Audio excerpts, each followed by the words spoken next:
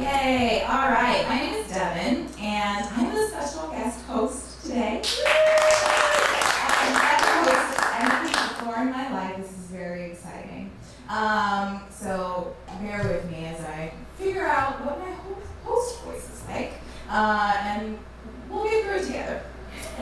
You may notice that there are very few bodies out in the audience right now. We've heard that the trains may be doing some weird things, so people may be trickling in.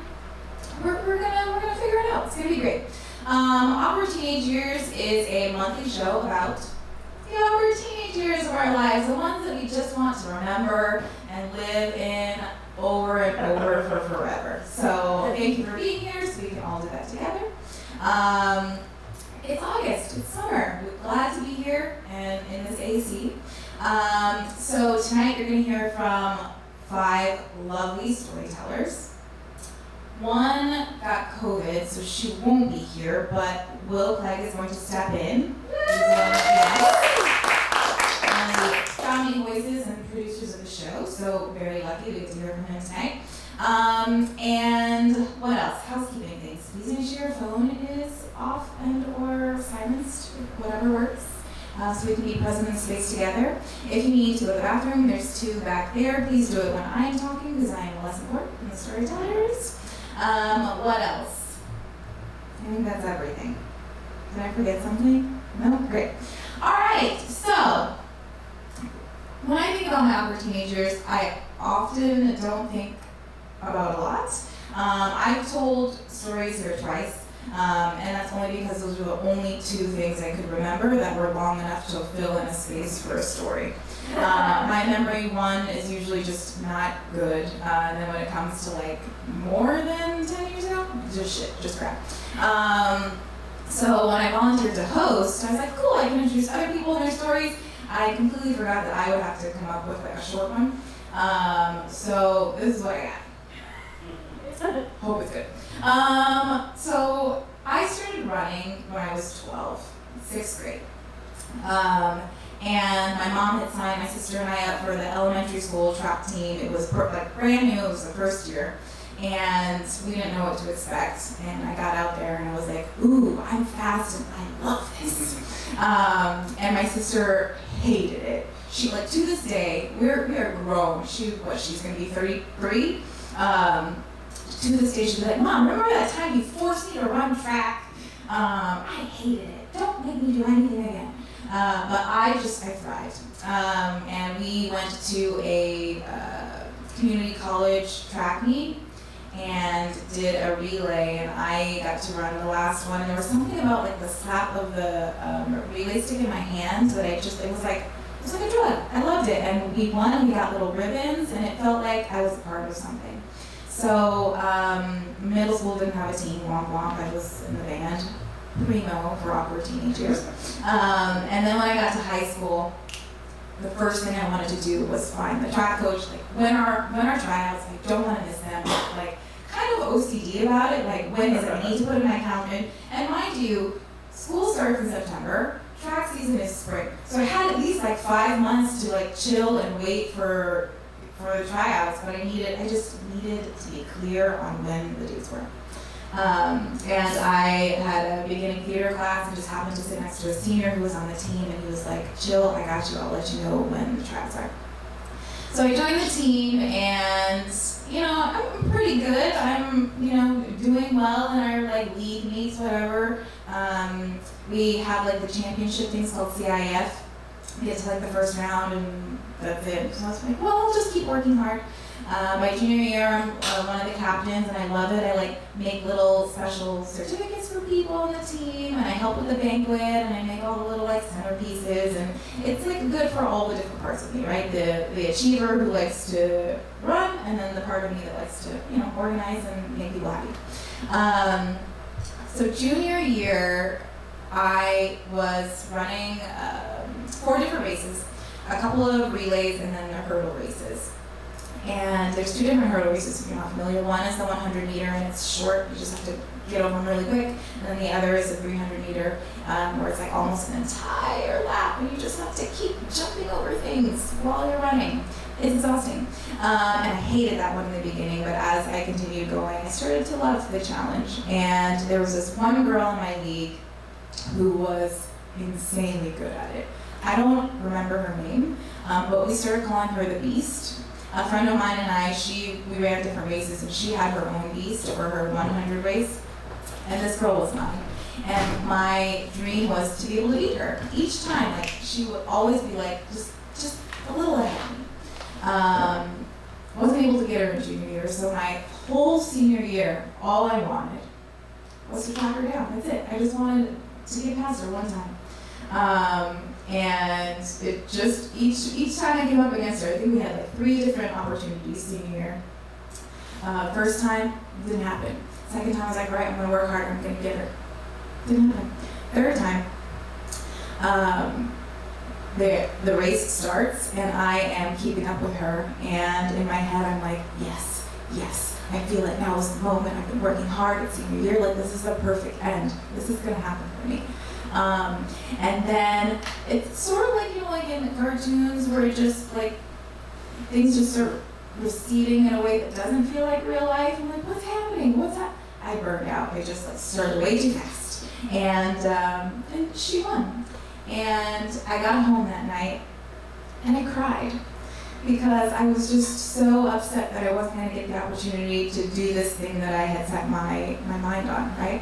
And I think that was one of the moments when I learned that sometimes we can work really hard and we can want something really badly, and it's not always going to work out. And that doesn't mean that you're any less of who you are. It was just one of the lessons that I learned. That year, years before, I had gotten little trophies, right? Like most valuable runner or most improved. And that year, my coach told me that I didn't really fit into the slots for either of those things, but he made an entirely different award just for me for how I showed up for my team. So that's my story.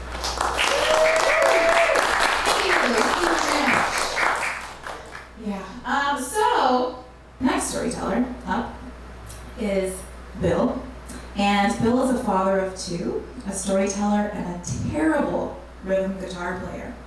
So let's listen to his great stories instead of guitar. Welcome, Bill.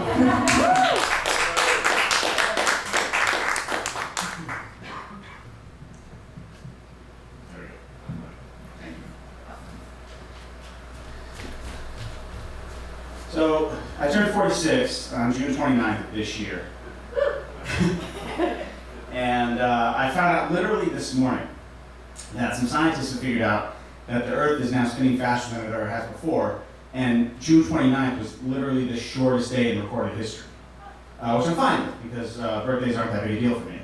But I bring it up because my birthday is going to play a part in my story. Oh, geez, look at that guy. And it's just a fun fact for you to bring home if you take nothing else from it. So now you know, shortest day in recorded history. In my 46 years, I've led a relatively scar-free existence, on the outside, anyway. Even the scars that I do have, they don't have cool stories that go along with them, except for I have a scar on my right shin. And I got that scar on June 29th, 1994, which also happened to be my 18th birthday. Because my birthday fell about a week or 2 after school ended every year, I never really had birthday parties. I would have a couple friends over for a sleepover when I was younger. And mostly though, I just waited a week and celebrated with my extended family down at my grandparents' beach cottage when I pretended that the entire July 4th fireworks ceremony was for me. But on my 18th birthday, I was just home with my family. My sister, as a joke, had gotten like a little kid birthday package, and we all wore, cardboard yellow hats with the elastic chin band, and we played Pin the Town the Donkey. And we ordered pizza, and had some cake and ice cream. But one friend of mine did come over to celebrate with me, and that was Maria. That's a fake name, and if Maria gets a new name somewhere in the story, it's just because I forgot that I had the fake name, and there's only one girl in the story, and it's Maria or whatever I forget and call her by her real name, so it's always the same person. So, Maria and I went back to kindergarten, actually, and because our last names were right next to each other in the alphabet on our attendance sheet for our class, we always had lockers right next to each other, and we always ended up in the same homeroom or in the same groups on field trips. And we were close all through school. Except for one time when we were paired up for 7 minutes in heaven at a Halloween party. And then another quick time when in 6th grade we were all trying to like figure our hormones out, and so my whole friend group traded boyfriends and girlfriends for like a 2-week period while we tried to figure it out. Like we never properly dated. We were always just friends. Friends with like an undeniable sort of spark between us, but friends nonetheless. And with sort of graduation looming and the start of new things in our lives, our friendship had sort of solidified towards the end of senior year. We spent a lot of time together towards the end of the school year and in those first few weeks of summer. So it wasn't really a surprise when she showed up to celebrate with us. After the pizza got cold and we put the cake and ice cream away, she said to me, "Hey, come on, let's go. I want to give you your birthday present." And so we left and got in her car and drove. I remember Longview by Green Day was playing. Yeah, I don't know why, but I remember that. We grew up in this really small town and in rural Connecticut, and there were no street lights or anything. And she drove me all the way across town and parked by the side of the road under a blanket of leaves. And we got out of the car and it was pitch black. And she wanted to walk down this embankment that we had parked next to. But to get there, we had to climb over the little metal guardrail. And that's when I banged my shin and sliced it open. And I could feel the blood dripping down my leg. And she said, "Oh my God, are you okay? Do you want to go?" And I said, No, I'm okay. I looked at that scar this morning. It's still there. It's faint. You have to know what you're looking for, but it's there. And I'm glad it's there because I carry it with me the same way. And I carry the rest of this night with me and have for damn near 30 years now. As I mentioned, Maria and I, our relationship had sort of intensified towards the end of senior year, and this is how our relationship has always gone. There's ebbs and flows. As adults, there are literally years where we won't talk to each other. But when we do, there's no awkwardness. We just pick things back up. We stay connected. It's just the way it's been with us. But again, staring down the barrel of graduation and knowing how much things were going to change, we were about as close as we had ever been at that point. And we knew that in the fall, I was off to college, and that summer, Maria was getting married. She had been in an on-again, off-again relationship with a guy who graduated the year before us. Now, he went off and joined the Navy. And as I remember, he was shipping out to Japan and wanted to be married before he left. Stateside, he was going to be stationed in San Diego, and that's where she was headed after they tied the knot. I was crushed when she told me about their engagement, not because I was jealous or I wanted her for myself, but because I just did not think this was the guy for her. And at 18 years old, I just thought she had so much in front of her to skip out on, to go be someone's wife. And I know that's a really judgmental thing, the way to look at things, but I was 18. That's the way it was. Didn't matter though.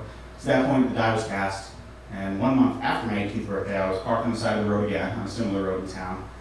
I was in my car this time, and I was weeping as a torrential downpour passed over. I had just come from the church where Maria had gotten married, and on the way to the reception, I just lost it. I physically had to pull over to let it all out. And I'd woken up that morning and told my mom, "I don't want to go to this wedding, I can't support it, I don't want to be there." And true to her form, my mom had gently sat me down in the bed and told me to grow up and get over it, and put on my nice shoes and my tie, and go to my friend's wedding, because today was not about me at all. It was about my friend and supporting her. And it was good advice in the moment, although a word of caution about raising your kids strictly on a suck-it-up diet. It has middling results at best, which my therapist and my ex-wife will back me up on that one. But to my mom's credit, she said, if you feel the emotion getting too much, find a quiet place and let it out, dry your eyes and go back. And that's what I was doing in the car. So I dried my eyes and my snot and drove over to celebrate with the beautiful bride and all of our friends.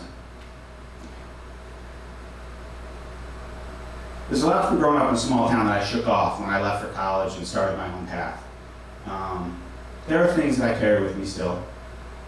There are relationships I look back on with nostalgia and gratitude. And there are people, and moments that I carry with me in my heart every single day.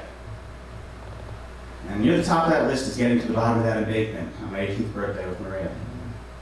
When we got down to the bottom of the hill, we stood at the lip of a glassy black pool. It was part of a stream that was going by that had stopped and gathered. And it was still, and it was wide, and it was deep. She slipped out of her shirt and her jeans and into the water, and I joined her.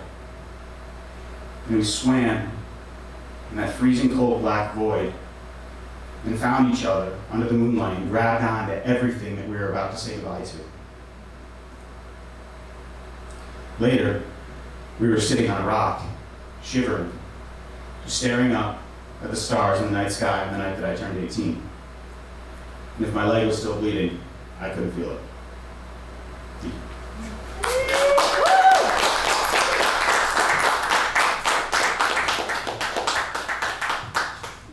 Yay, round of applause for Bill! I am a sucker for a love story that's not like a traditional love story, you know? I love it, it's beautiful. Thank you for sharing that with us. Next storyteller is an educator. Still an educator, you want? Yeah? An educator, an activist who's taking off to write her first book, a memoir. Please welcome Annie to the stage.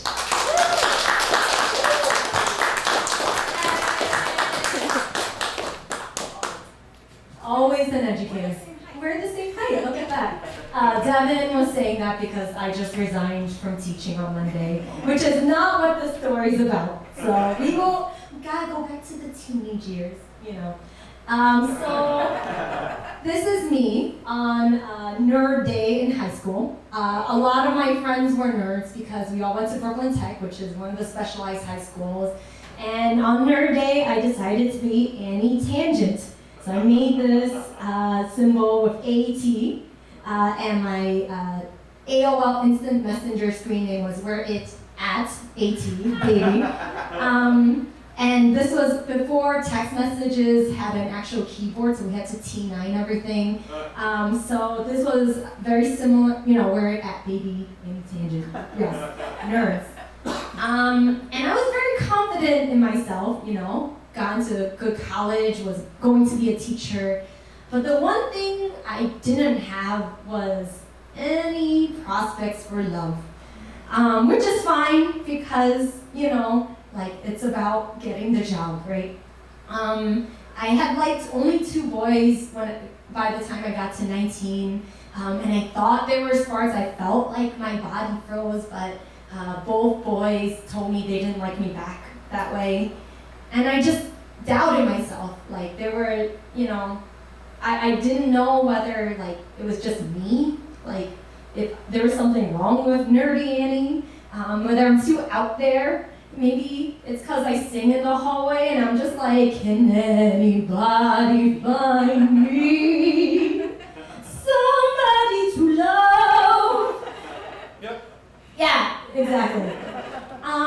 But then it changed when my friend Ryan, who is a high school friend of mine, he introduced me to a mutual, another guy who went to our high school. I'm gonna call Alan. These are all fake names to protect the innocent. And Alan was tall, he was quiet, which is the opposite of me. And he just seemed to be someone I wanted to know. And so it's before sophomore year of college, and I got 8 tickets to the Maury show before it stopped airing in New York City, in Midtown. And he came with, and then we talked about how this 13-year-old teenager was talking back to her mom, but you know, it was actually producers egging them on because it's the Maury show. I explained that I'm from Toisan. I'm from New York City, but my parents are from Toisan, which is in southern China. And he said, I'm from Toisan too. And he was so excited. And all I knew about dating at this point was from really bad romantic comedies. What I knew was guys shouldn't be an asshole. You should be yourself. And if you have something in common, this is a good thing. So feeling it, right? Then we saw The Dark Knight together in August, an IMAX with the 8 people.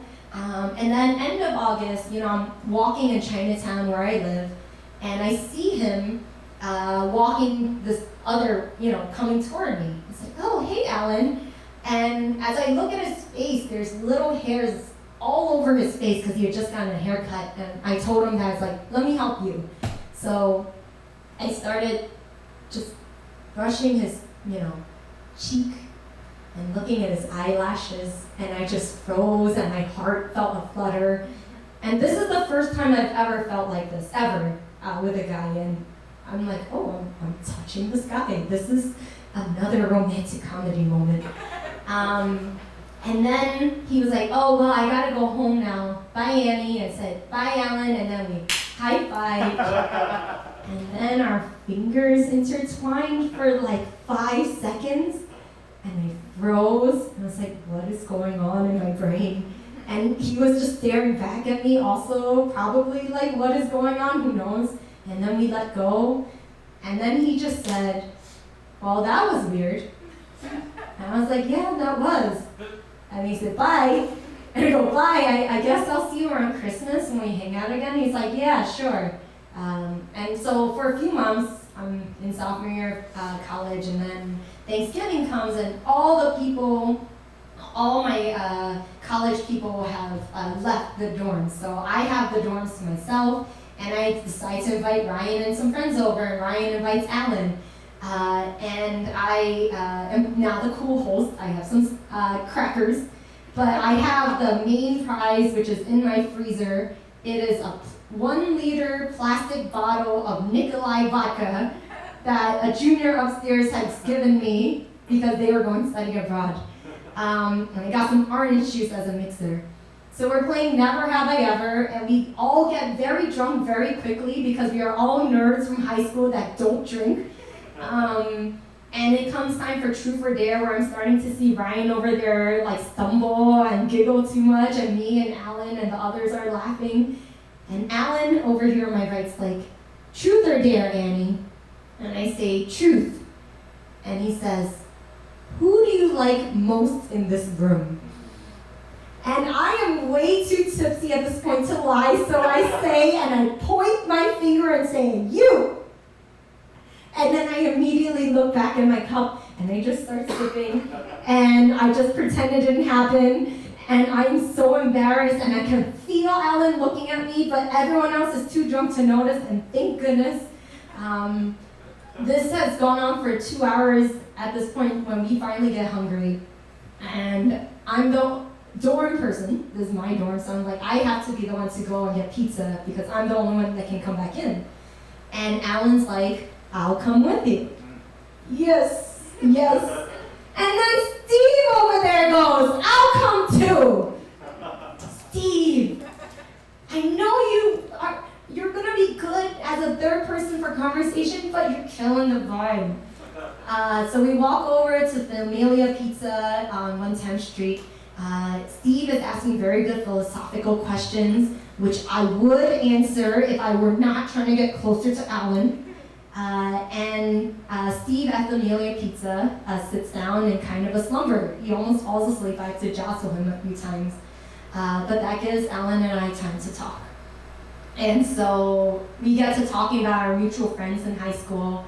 This is the first time, by the way, like outside of that like August haircut conversation that we've ever talked, just by ourselves. And he said, yeah, like I have this other friend of ours who I used to have a crush on, and I really, really liked her. And then he said something that is like a romantic comedy gold moment. I've never told anybody this before. But now in my 30s, I know that's actually not romantic. That means the guy needs more friends and shouldn't put his emotional labor so much on a woman, but that's beside the point. Back to story. We have 3 or 4 pizza pies. Alan's carrying a whole bunch of them, and while we're walking back to my dorm, our shoulders and our forearms touch. And Steve over there goes, wow, Annie, like you and Alan are getting very close. It's like, yeah, Steve, shut up. it ends, Alan is the only one with a car, which makes him even more dreamy, and he drives everyone home. And I'm like, okay, maybe I've got a chance. I don't know how, but let me AOL Instant Messenger him from where it at, baby. And I would message him at his screen name, ATCG, which are the proteins for DNA, because he is also nerdy. And I'm like, yes, okay, this is good. And a week later, he messages me and he asks, hey, just had a question I've been thinking about. Why did you say you liked me during Truth or Dare? No response from me for like a few minutes. Finally, he sees where it at, baby is typing. 1, so you're the person I knew least in the room. 2, you're tall, dark, and handsome. And 3, I kind of like you. I sent it. And a few minutes went by and ATCG was not responding, nothing. And then, response.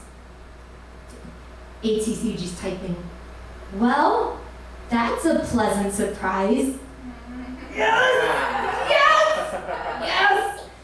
But I don't know because we are so many different. No! And it takes me 30 minutes of back and forth, constant back and forth, Instant Messenger to convince him to hang out with me by myself.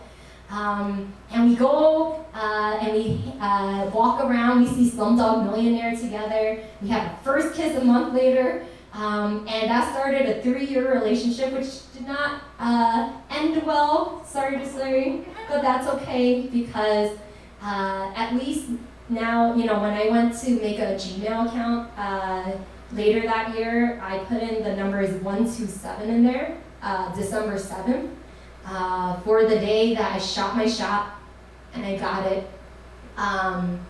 Epilogue. 10 years later, I was also being like, I will never get a man again. Can anybody find me somebody to love? And I found a guy on OkCupid who also felt he was perpetually single. And in March we married. A different guy, not Alan.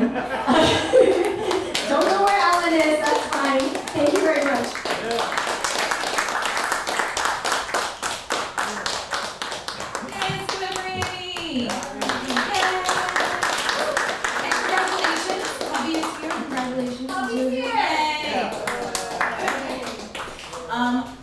AOL screen names. Mine was XX Sweet for Life. I had multiple actually. One of them was Cookie Monster 200, and then the last one was Love Always Deb, which is now my Instagram handle. So that one stuck.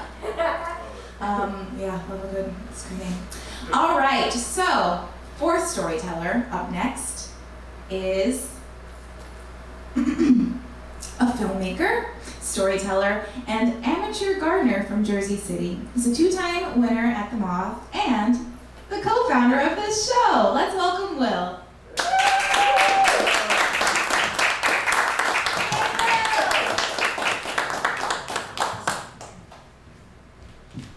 Hey everybody. This is one of the stories that I told the very first Awkward Teenage Years. So I haven't told it in a while. So only Devin has heard it, I think, because you're mostly strangers to me. I'm sitting on the patio outside of my school on the first day of 8th grade. And I'm sitting by myself, but I'm sitting just close enough to all the popular kids to hear them talking about their summers. And the guys in particular are talking about having gone off to the beach and summer camps and having their first kisses, their first hookups, their first girlfriends. And I just start getting insanely jealous because I am 14 years old, like I've never kissed a girl before, it's all I want in the world. And of course I find out much later that all of these stories that I'm hearing that take place far away and can't be verified are not true, right? But I didn't know that at the time. I'm just full of raging hormones and all I want in the world is a girlfriend. That's going to be really difficult for me to sort out because I'm a loser. When I entered this school in 7th grade, I was a classic goody two-shoes. I was very nerdy, I always had been, I did everything that my parents told me to do. I got good grades in school. I played all the sports. And then when I got to this new middle school, I started getting bullied for being a goody two-shoes. And it was terrifying. First time in my life I'd really experienced that. And I didn't like it, obviously, so I thought the best way for me to stop being bullied is to just completely change my persona. I will try to become one of the bad kids, like one of the bullies, and then they'll stop bullying me, right? So I grow my hair long, and I start smoking cigarettes. I learn how to play the drums so I can join a band, and I try to start hanging around with the bad kids at school, but they see right through me, like they know that I'm full of shit. And so they never really like accept me as one of them. But at the same time, I have to like shun the nerdy kids that I used to hang out with, and so now I'm just left with nobody. I have one friend. His name is Paul, and the only reason he's my friend is because he's a pyromaniac, and nobody else will hang out with him. So I this is not going to help me find a girlfriend because all the popular kids, they go out with each other, and they don't really talk to people like me. But there's a dance coming up. And I think, this is like a good opportunity to try to ask a girl out for the first time. I know I can't ask any of the popular kids, but there is one girl that I think maybe might go to the dance with me. I've had a couple of classes with her. Her name's Alice. She's very tall and slender with this long brown hair, and she's been very kind to me at a time in my life when not many other kids are, and so I think she's not like my level of loser, right? Like almost, except for Paul, nobody else is. And so I think maybe I got a shot with her. And there's also like a matter of convenience. At art class every day, her locker is right outside of my art class. So I see her every morning when I leave that class. And I just tell myself one morning, like, this is it. Just walk out of art class, just walk right up to her, and ask her to dance. It's that easy, right? It's all you really have to do is just get over that hump. And so I give myself a good pep talk during art, and then the bell rings and the door opens, and I see her there standing by her locker. And I start to walk over, and she looks up, and our eyes meet, and I start to open my mouth, and I have no idea what to say. So I just keep walking past her, and we share this terribly awkward moment, and I go home, and I write a little script of how I'm going to ask her out. And it's terrible, but it's all that I got. So the next morning, the bell rings, the door opens, and there she is again, right outside of art class. And I start walking over to her, and she looks up and she sees me again, and this time I just stop, and I look up and I say, "Hey, Alice, there's the dance coming up, and I thought, if you're gonna go, like I'm gonna go, maybe we could just like go together." I'm looking down at the ground and mumbling like an idiot. And I should mention now that Alice is hearing impaired. She has, big hearing aids, and she's not deaf, but like she's hard of hearing. And so I realized quickly, like she probably has no idea what I've said when I see the look of utter confusion on her face. And I'm like, oh no, I just, you know what? I'm going to condense that. I'm going to say it again real quick, much louder. And so I'm like, Alice, the dance is coming up, and I thought maybe you'd like to go with me. And now she just kind of looks like shocked. And then she says, okay. And I'm like, okay. I actually only prepared for no. So I don't know what to do now. And then quickly I'm like, okay, I'll ask her for a number. And I'm like, well, maybe I can get your phone number, and I'll call you. We'll talk about it. And she's like, oh, sure, yeah. You know what? I have to get to class, but I'll see you at lunch, and we'll talk then, okay? And she closes her locker and she scurries off. And then I am just walking on air for the next few periods. I can't believe that my luck has turned this way, and I get to lunch, and I sit down with Paul like I always do, and I start telling him about how she's going to go to the dance with me, and he can't believe it. He's so happy for me, and he's like, maybe I should ask a girl to the dance too. And I'm like, oh, I don't know. This has been in the works for like a month, so I don't jump to any conclusions here. And meanwhile, I'm looking around the cafeteria trying to find Alice, but I don't see her anywhere. And it's like she's left school or something. I don't know. It's a little bit weird, but I figured it's fine. And I know where she's going to be tomorrow morning, so I get her number then. And I go home, and I've just got this grin all the way across my face. And my parents are like, what's wrong? Because they didn't see me smile in like a year. But I don't even tell them anything about it. I just go up to my room and just bask in this glory. And the next morning in art class, I'm sitting there like knowing I'm about to get the digits, and so the bell rings and the door opens, and now I've got this like new strut that I've never done before as I'm walking over to her, and she's like digging into her locker, and she turns around and she sees me, and I smile real big, and then she shuts her locker and she runs away. Yeah, that doesn't feel right? So I'm going to walk away like thinking that's not a great sign necessarily. I don't know what it means. I have no experience with women, so I don't want to ask Paul because he doesn't either. So I just get anxious for the rest of the day until we get to lunch. And then this time, like when I sit down with Paul, I do see Alice across the cafeteria. I keep trying to look up and catch her eye, but she's just staring down at her plate, kind of pushing food around. And then I see her friend Megan walking over towards me, looking right at me. And I don't know Megan at all.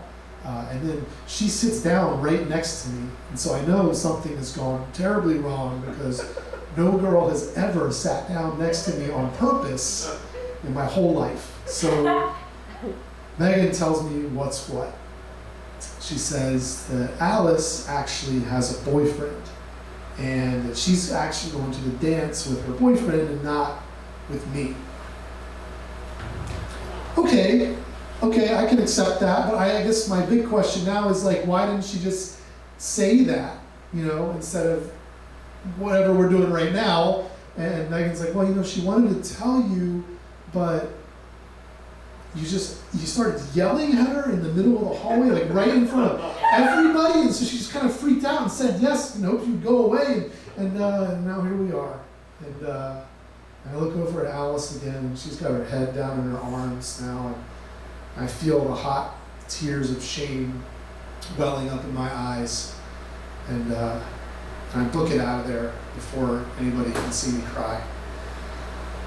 And I did not go to that dance. Alice presumably went with her boyfriend. I don't know, because I never talked to her again. But we do follow each other on Instagram now, because it's what you do in 2022, right? But I figured, like, how could that have possibly gone any worse, right? Like, if I want to ask another girl out, like, it's got to be better than that. And so I started thinking about who I can ask out for the next dance. And there's a girl named Lauren who's in my social studies class, and she's always been pretty nice to me, but she's one of the popular kids. Like, she's a cheerleader, she's got this little short bob brown hair and this infectious smile, and just everybody has a crush on her, myself included. But I asked her out this time, and she doesn't have a boyfriend. And so I walk up to Lauren in the middle of the hall one day, and I ask her if she'll go to the dance with me, and she says yes, and she means it. Thank you.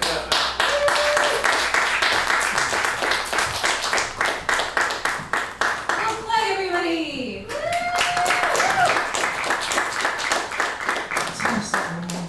I love a good written out script when you have to have a conversation that you're nervous for.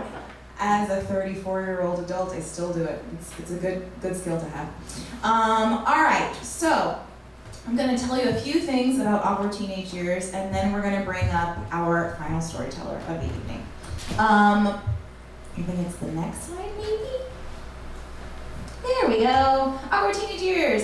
If listening to these stories, you're like, yes, I have stories about shooting my shot and acne and all of the things that you want to talk about again, send us an email at gmail.com. You can also find us on Instagram and Facebook. You can find us on Twitter. You won't find much, but we're there. And lastly, you can search for Awkward Teenage Years on YouTube, where you'll be able to find a recording of tonight's show and all the other shows that we've ever done, including some virtual ones. And with that, I think that's the only thing. We are every month, first Thursday of the month, so please come back. And I think that's the last thing before I bring up our final storyteller, who is a stand-up comic, actor, and writer. But the first line of his obituary will probably say, guy from all those General Electric commercials. He's here fresh off performing at Just for Laughs in Montreal last week and has a bunch of shows happening this evening. Please give a warm round of applause for Gianmarco. Hi, thank you very much. Hello, how are you? Good. I think one of the reasons teenage years are very awkward. The sex ed programs in high school are very bad. My sex ed was taught by the gym teacher. That's how little they cared about it. Oh, that's me. There you go. And I remember it was taught by the gym teacher. They gathered us in the library, and he said he would answer any questions we had about sex, but he warned us he might not have all the answers because he was a gold star gay. And I was like, what's a gold star gay? And he explained that meant that he had never had sex with a woman. And that only confused me even more, because when I graduated high school, I was like, where the fuck is my star? I knew so little about sex. I remember junior year, I asked my girlfriend if she wanted to have sex, and she was like, oh, I want to have sex so bad, but I don't know my period. And this went on for months and months and months. And I was too scared to Google it. So one day I went to my mom. I was like, Mom, this is very uncomfortable for me. How long does a woman's period last? Can you tell me how long a woman's period lasts? And she said, only if you promise not to tell your father. So, I don't know if you guys, this is gonna be sexual, I apologize. Do you remember when you first discovered like sensations? I'll never forget it. I was with my stepdad. And not in that way, that's where your mind went, wasn't me. And it was like take your shitty kid to work day or whatever. And my stepdad, he was working in the corner, and I was like on the floor. I was just, like making myself comfortable, drawing like pictures of Pikachu, listening to Metallica. And then all of a sudden I started making myself comfortable like a little bit faster. And my stepfather looks over like this 12-year-old, like suddenly drawing like a very avant-garde Pikachu. And he's like, Gianmarco, are you all right? I was like, shut up, you're not my dad! And like, I was too young to like have an orgasm. I just kept going and going without ever coming. I felt like a woman. And when we had to leave, my stepdad had to drag me off the floor because I thought it was the spot. Some like magic spot in the middle of Steptoe and Johnson law office. And for days after, I was like, please take me to work with you, Dad! I miss you so much. But then I remember a couple weeks later, I was going to bed one night, and suddenly I felt the same feeling, but without the spot. And I looked down, and there was my first erection, and I was terrified of it. Not, I was 12, it wasn't very impressive. It was just like, it was 7 inches wide at most. And I was so scared, I just like took the comforter and I just wrapped it around it. And then the wrapping eventually became kind of this motion. How I imagined, I masturbated if I was like an elephant. And this time, by like 7 in the morning, I had my first orgasm.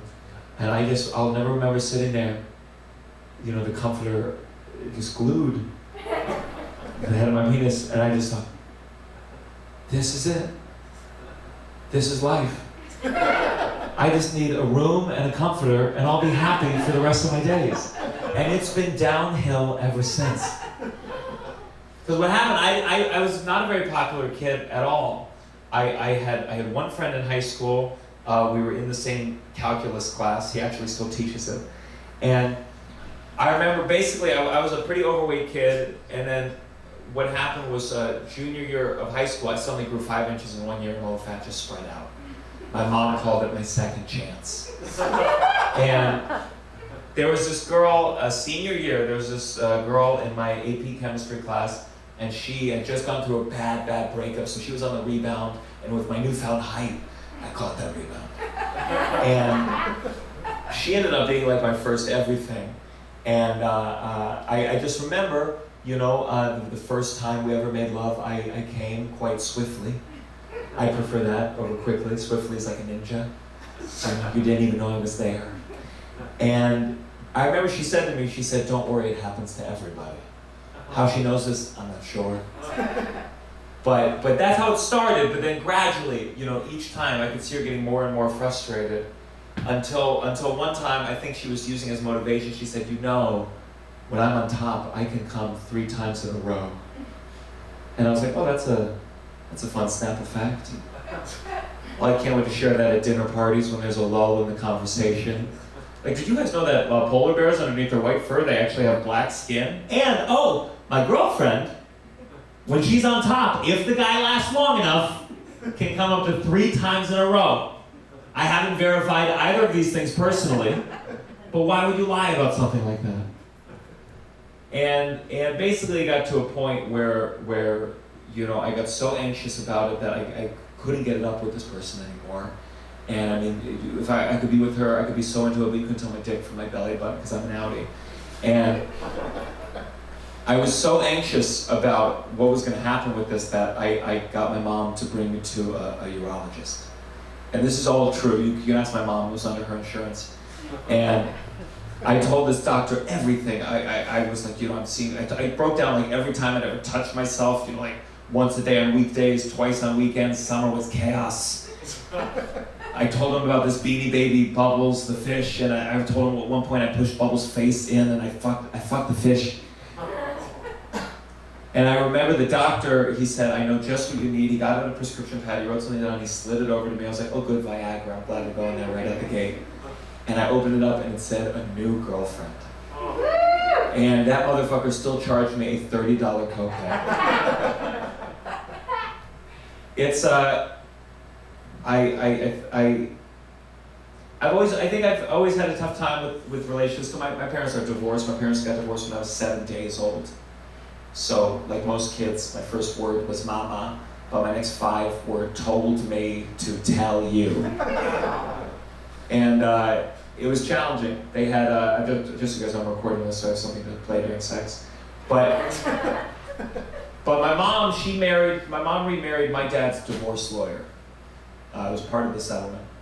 And it was challenging. Basically every day my parents it was dictated according to the custody agreement, except for my birthday, when my parents would say, you get to decide which one of us you love more. And I remember for my 18th birthday, I decided to choose my mom. Normally I pick my dad's, but I felt like, more than 10 in a row, my mom might take it personally. And basically what happened is I was at this, we went to like the beach, and we were staying at a beach house, and I hadn't spoken to my dad all day, which is very strange. Normally we talk on our birthday. I talked to my dad a lot, which drove my mom and stepdad crazy. Because like no matter, we could be in the middle of dinner, my dad called in, run off, talked to him for 2 hours. And he was more upset for my stepdad because I talked to my dad on this sweet like razor phone, you remember the razor phones? That my mom had gotten me for Hanukkah, which means my stepdad paid for my mom to get me for Hanukkah.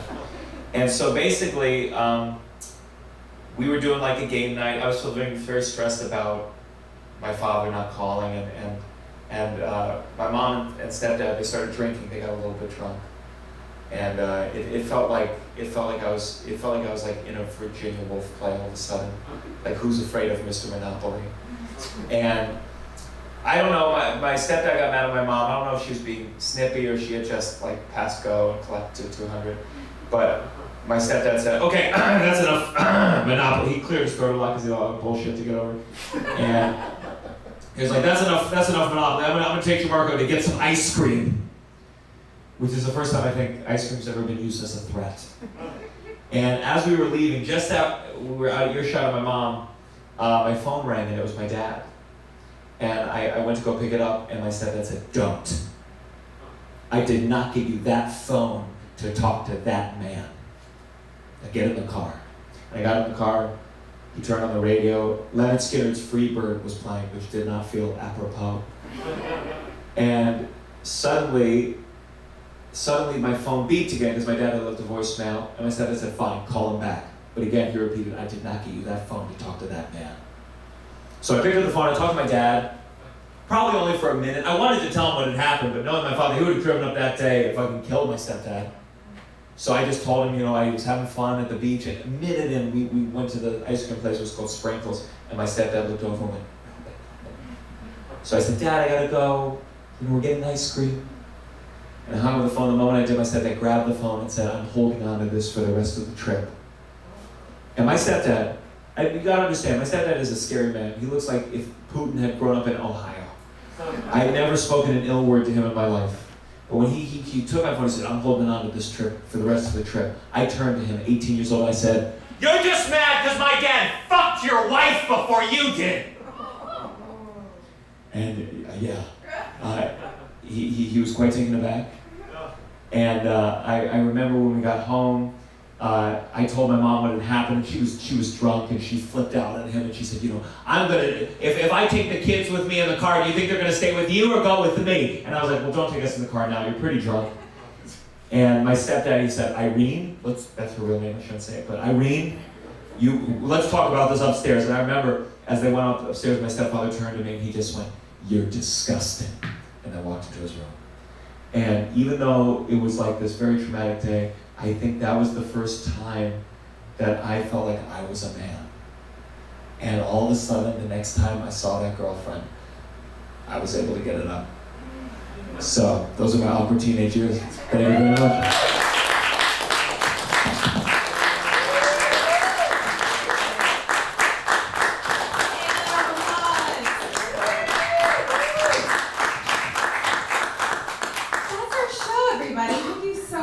Being here. We will be back next month. Tell your friends, come back, tell a story, and enjoy your evening. Try to stay cool and hydrated. Thank you.